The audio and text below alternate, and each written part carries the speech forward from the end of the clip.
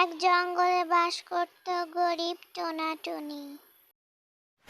ওগো শুনছো, এভাবে আর কতক্ষণ ভিজবো আমরা? এভাবে ভিজলে তো আমাদের জ্বর এসে যাবে, আর আমাদের ওষুধ খাওয়ার পয়সাটাও।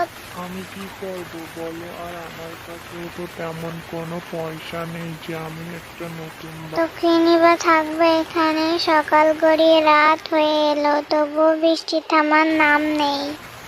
সকাল তো হয়েই এলো, একটু অপেক্ষা করো, আমি একটু পরে যাচ্ছি ওদিকে, দেখি তেমন কিছু পাই কিনা বাসা বানানোর জন্য।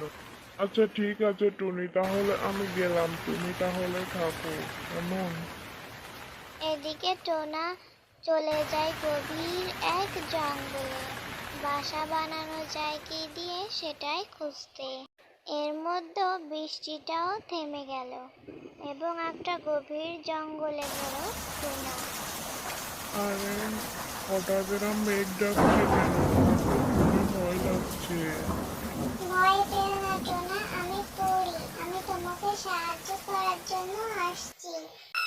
আমি জানি তোমার থাকার কোনো ঘর